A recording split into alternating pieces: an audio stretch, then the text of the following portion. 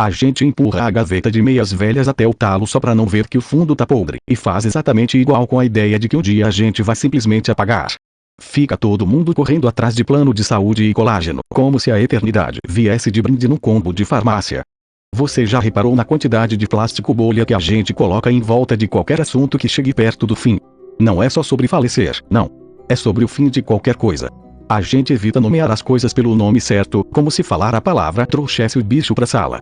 A gente diz que a tia descansou, que o cachorro foi morar na fazenda, que o contrato não foi renovado, que a amizade naturalmente esfriou.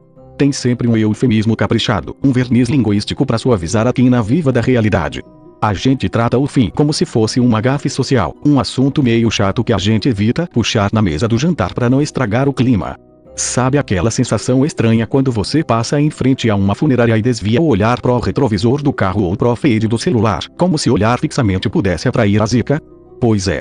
A gente vive como se tivesse imunidade diplomática contra o relógio. Olha pra sua casa no domingo à tarde. Aquele silêncio meio denso, a luz meio amarela entrando pela janela da sala, o som abafado da TV do vizinho. Tem um momento ali, geralmente entre as 4 e as 6 da tarde, que dá uma espécie de vertigem súbita. Você olha pro vaso de planta na estante, percebe que uma folha amarelou, caiu e secou no chão, e por um segundo minúsculo, rápido demais para dar tempo de formular um pensamento coerente, passa pela sua cabeça: caramba, tudo isso acaba. Mas aí, no segundo seguinte, o cérebro faz o trabalho dele de defesa automática. Você levanta, vai até a cozinha, bebe um copo d'água, confere se tem mensagem nova no WhatsApp, abre a geladeira só pra ver se brotou alguma coisa comestível que você já sabia que não estava lá, e pronto. O pico de lucidez passou. O véu voltou a cobrir a mobília. A gente passa a vida inteira correndo atrás de estabilidade, como se a estabilidade fosse um lugar físico, um endereço com CEP onde a gente pudesse trancar a porta por dentro e dar tchau pro mundo. A gente compra pote hermético de vidro para mantimentos, achando que o feijão vai durar para sempre. A gente faz plano de saúde para 10 anos na frente. A gente gasta uma energia desgraçada organizando a gaveta de meias por cor, como se a ordem das meias pudesse garantir a permanência das coisas. Epicuro, aquele grego antigo que andava pelos jardins de Atenas comendo pão com azeitona e dizendo que a filosofia que não cura a alma não serve para nada, já dizia uma coisa que irrita a gente justamente porque é verdadeira: a morte não é nada para nós. Sabe por quê? Porque quando nós existimos, a morte não está aí, e quando a morte está aí, nós já não existimos. É simples, é lógico, é limpo. Mas a nossa cabeça moderna, cheia de boletos invisíveis de ansiedade, não aceita a lógica. A gente quer negociar com o fim.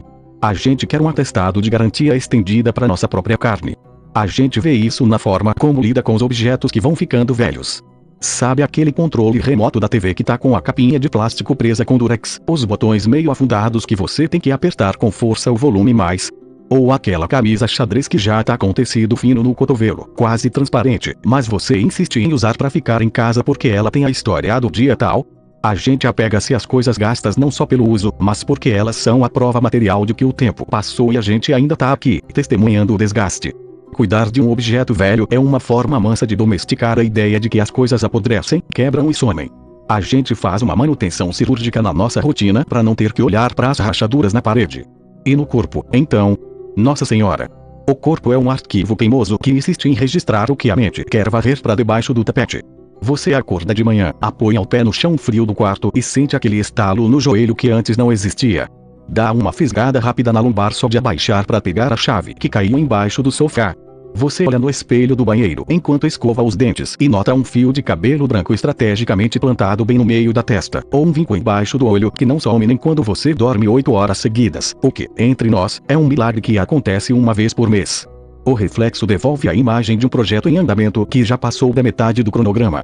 E o que a gente faz? Compra um potinho de creme anti-idade de R$200 na farmácia, lê o rótulo com esperança mística, passa o produto massageando o rosto com movimentos circulares e finge que o creme vai revogar a lei da gravidade. A gente não aceita a ferrugem. A gente quer ser um carro 0 km rodando na garantia até o fim dos tempos. Tem uma cena clássica da vida moderna que ilustra muito bem essa nossa alergia ao fim: a limpeza do armário de remédios do banheiro. Aquela caixinha de metal ou aquele compartimento atrás do espelho onde vão se acumulando os anos. Você abre o armário numa terça-feira porque está procurando um Band-Aid e se depara com uma caixinha de dipirona vencida há 3 anos, um xarope chechelento que sobrou daquela gripe forte de 2 invernos atrás, um colírio ressecado. Olhar para aqueles prazos de validade expirados dá uma coceira na alma. A gente joga tudo no lixo com uma certa pressa, como se tocar em remédio vencido pudesse contaminar a gente com a decadência. E no entanto, a gente guarda na cabeça lembranças de conversas que aconteceram em 1900 e antigamente com o mesmo grau de poeira, achando que essas memórias guardadas na gaveta da mente têm prazo de validade eterno. A gente cuida mal do presente porque tá ocupado demais tentando empurrar o futuro para longe e varrer o passado para baixo do tapete. É por isso que a gente adora uma reforma na cozinha. A teoria é que a casa precisa respirar, que o azulejo branco novo vai trazer claridade, mas no fundo, é uma tentativa meio desesperada de criar camadas de novidade para que o tempo pare de passar. A gente troca o puxador do armário, pinta a parede de um cinza que agora chama cinza urbano, joga fora a fruteira velha e pensa, pronto, agora a vida recomeçou. Só que o tempo não tá nem aí pra cor da sua parede. O tempo continua corroendo o rejunte, a gordura continua grudando na coifa e a gente continua fingindo que é imune ao desgaste só porque comprou uma lixeira nova com pedal. A gente faz da nossa casa um museu da nossa própria negação, como se cada eletrodoméstico brilhante fosse um atestado de que a gente tem muito tempo pela frente. Epicuro tentava avisar a gente lá atrás sobre essa neurose toda, mas a gente é teimoso demais pra ouvir. O velho grego dizia uma frase que parece simples, mas que costuma engasgar a gente quando ouve com atenção: a morte não é nada para nós. Porque quando nós existimos, a morte não está presente, e quando a morte está presente, nós é que não existimos mais. É de uma lógica cristalina, quase fria. Mas a nossa cabeça moderna não aguenta essa simplicidade. A gente quer negociar com a morte, quer pagar um plano de saúde mais caro para ver se ganha uns anos de bônus, quer fazer crossfit até os 90 como se o suor pudesse revogar a biologia. Epicuro não estava fazendo piada nihilista de bar. Ele estava tentando tirar o peso das costas da gente. Ele dizia que o medo da morte estraga a vida toda, porque a gente passa o tempo inteiro com medo de perder o que tem, e no fim acaba perdendo o presente justamente por não conseguir aceitar que ele acaba. Pensa naquelas caixas de sapato que a gente guarda no alto do armário da área de serviço. Aquelas caixas cheias de papéis antigos, contas de luz de 1990 e bolinha, cartões de aniversário de gente que a gente nem lembra quem é, fotos reveladas de ex-namorados de colégio que hoje tem calvície e 3 filhos. A gente guarda esse lixo sentimental com um cuidado quase sagrado. Porque a gente não joga fora. Porque jogar fora parece um ensaio geral do esquecimento. Parece que se a gente destrói o papel de pão com o recado escrito em 2004, a gente tá aceitando que o ano de 2004 sumiu para sempre do mapa da realidade. A gente tem um medo irracional de que as coisas desapareçam, como se a gente mesmo fosse desaparecer junto com elas. E é verdade, a gente vai. Mas a tentativa de segurar o pó só faz a casa ficar mais empoeirada. Aí vem a virada que dói um pouco. A nossa mania de planejar a aposentadoria como se fosse o paraíso na Terra é só mais um disfarce para o fato de que a gente não sabe o que fazer com o agora.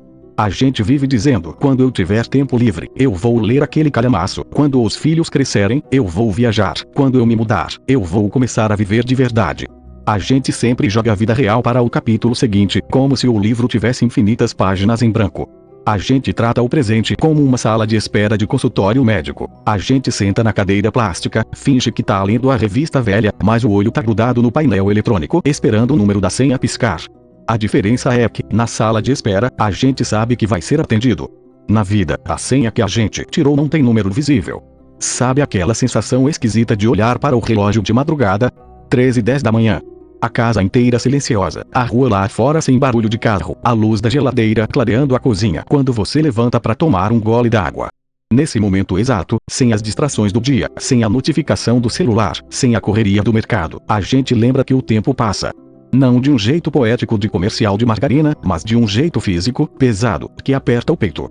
A água fria desce rasgando a garganta e a gente pensa naqueles que já se foram, nos planos que deram errado, na curva que a vida fez e que a gente não conseguiu desviar. Dá um frio na barriga.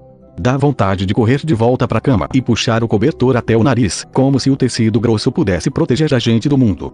Mas é justamente nesse silêncio que a vida acontece de verdade, por mais paradoxal que pareça. A gente gasta tanta energia correndo da finitude que esquece que o valor das coisas está justamente no fato de que elas acabam. Um sorvete só é bom porque derrete. Uma flor só é bonita porque murcha. E a nossa vida só tem alguma graça exatamente porque ela tem um ponto final.